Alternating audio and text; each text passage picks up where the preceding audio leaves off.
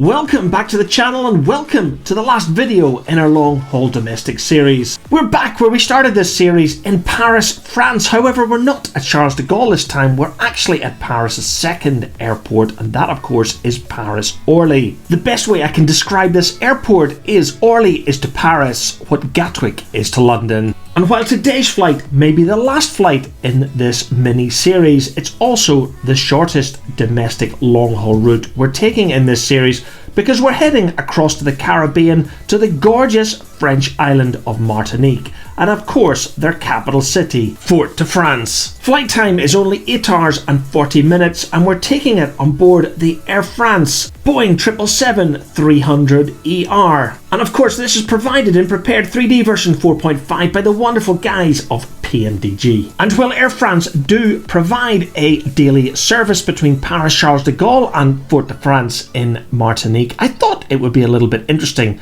to start today's journey from Orly instead of Charles de Gaulle. Both daily flights are served by Air France in the Boeing 777-300ER at the time of recording this episode in February 2022. And of course there are daily services between Paris Orly and Martinique provided by Air Carib in their Airbus A350-1000. And as you all know, there ain't no A350 for FSX or prepared. And that's why we're flying this long-haul domestic route between Paris Orly and Fort-de-France in Martinique on board the Boeing 777-300ER of Air France. Okay, jumping right into sim brief, we were originally planned to depart on runway 24 here at Paris Orly. Both the sim itself, Active Sky, and of course sim brief suggested we were going to be departing on runway 24, but when I requested the taxi, we were departing on runway 25 here at Paris Orly, which must have been the default departure runway in that wind direction for this add-on scenery. But to be honest folks, it didn't really make too big a difference on the departure today because we would be heading southwest across the Atlantic, arriving off the coast of Martinique 8 hours after leaving French airspace. And for those of you who are interested, our alternate today was Port-de-Pret in Guadeloupe, another French island in the Caribbean, and only about 35 to 40 minutes flying time between the islands where both have an Air France base, and therefore daily Air France services between the French capital and other French Caribbean islands. Anyway, enough talking from me for now as I jump back into the cockpit of this PMDG 777-300ER.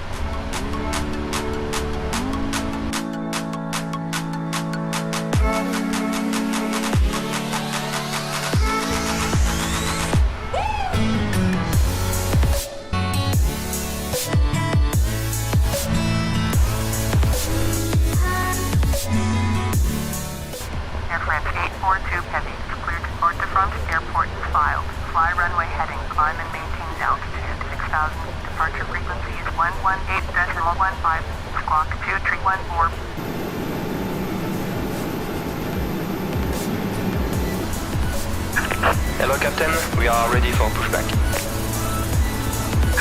Locking gear. Departure check completed, bypass pin inserted. Release parking brakes. Commencing push. All engines clear, start at will.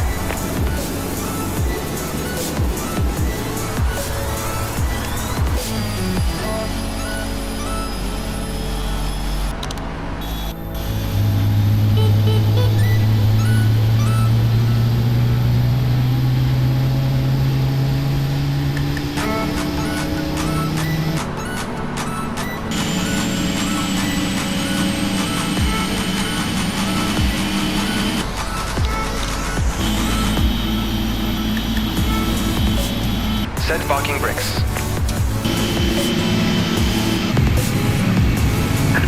Unlocking gear.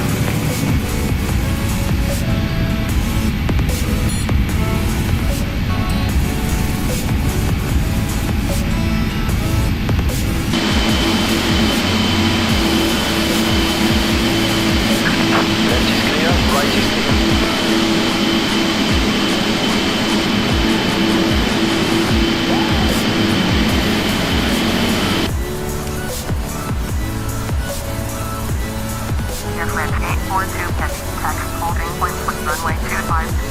Taxiway Lima, uniform, Whiskey 3, Whiskey 2, Whiskey 1, Whiskey 5, Whiskey 3. 1, contact tower on 135.0 when ready.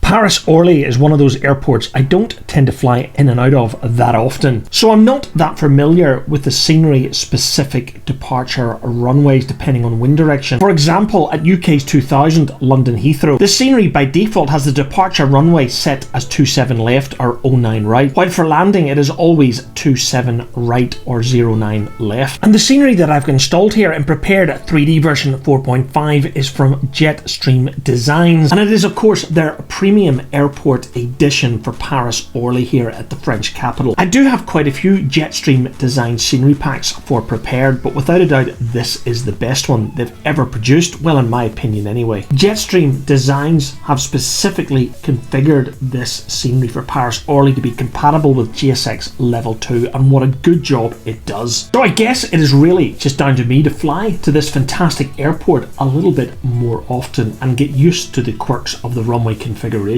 Anyway, as I said earlier, we're configured to depart on runway 25 here at Paris Orly, and that is exactly where we're heading now.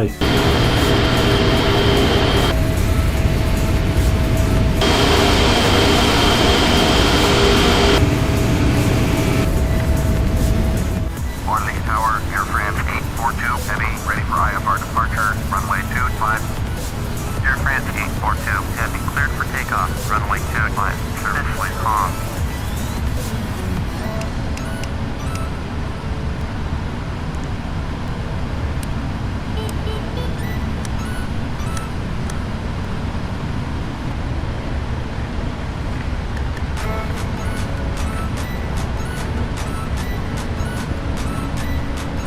Approaching 26.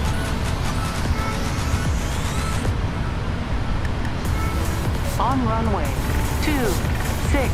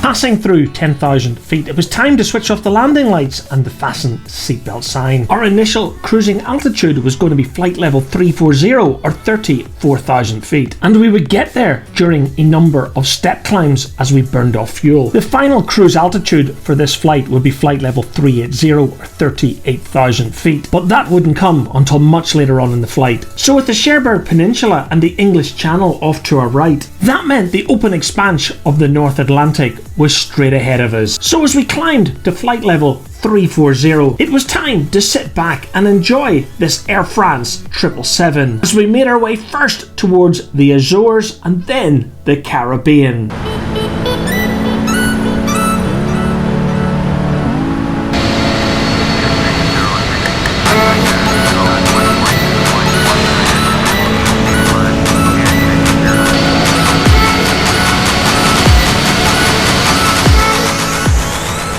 We were well out over the Atlantic en route towards the Azores when the centre tank fuel low warning came on. And this is totally normal in all of the Boeings that I fly in prepared 3D, and it's exactly the same in the 737 and the 787. You simply reach up to the overhead panel and switch off the centre tank fuel pumps, and about 30 minutes after switching off the centre fuel tank, while checking the VNAV page on the FMC, all information was now pointing towards a step climb to flight level 360 or 36,000 feet. And based on this information, I took the decision to climb to flight level 360. The real Airbus pilot was telling me that in the real world you would make this request to climb via data link. However, in the sim, as we're using ATC, I would be making this request via Santa Maria control.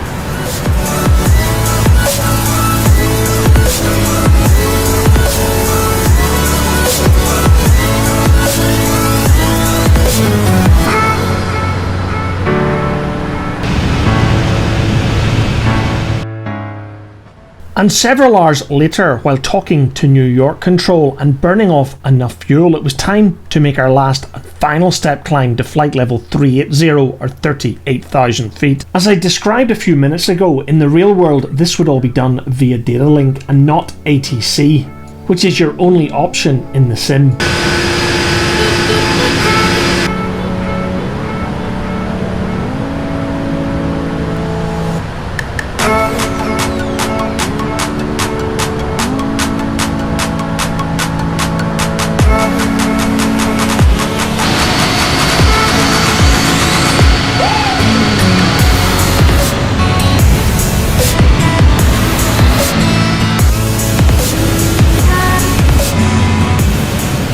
With the Eastern Caribbean islands finally coming into view, it wasn't going to be long until we started our descent into Port-de-France. On this flight, we were going to be vectored towards a visual approach onto runway 10. Now that means we'll be approaching from the bay, and that runway does have an ILS, and that means I would be configuring the FMC for an ILS approach onto runway 10 at Port-de-France in Martinique. And I'm so glad that I did, because this building thunderstorm had the potential to ruin my approach. Those of you who have been to the Caribbean will already be aware that squalls can come out of nowhere, turn visibility into near zero, while at the same time pounding you with heavy winds and rain. And that's sort of what happened on my final approach on this flight. But it was a little bit unrealistic, as Active Sky did its usual 10 or 15 minute update, bringing my visibility from pretty good to pretty terrible in a split second. Anyway, back to this flight as we're being vectored towards runway 10 at Port-de-France. When we finally get there, the scenery that you're going to be seeing is from TropicalSim. And those of you who've been following the channel for a while will have seen me at many of TropicalSim's airports throughout the world. And while TropicalSim may not be up to the same quality as Orbx or FS Dream Team, it is pretty good. It works very well with GSX Level 2. As a result, I bought many of TropicalSim's airport scenery for prepared 3D version 4 and above. And on this episode of Sim Sunday, you're going to get to see TropicalSim Port-de-France Martinique.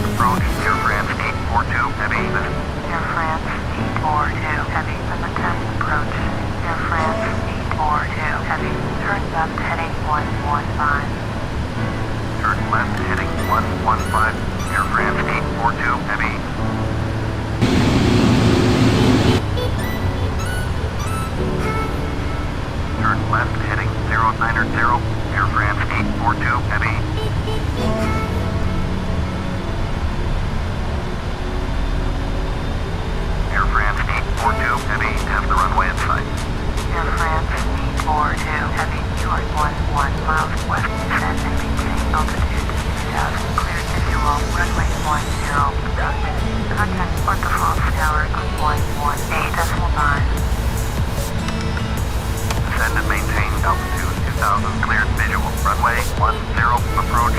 Tower on 118.5. Air France 842 heavy.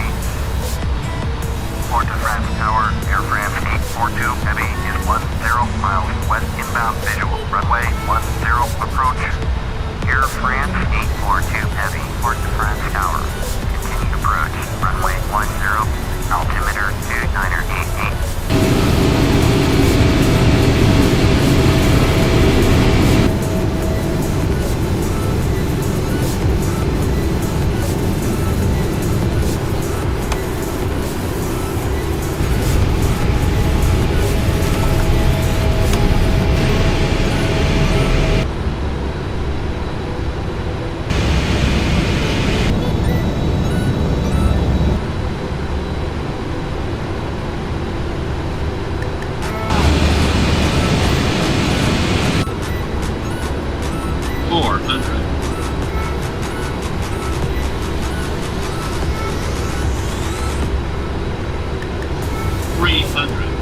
Approaching decision height.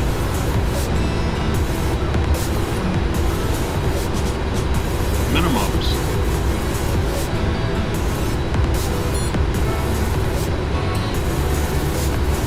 $100. 50, 40, 30, 20, 10.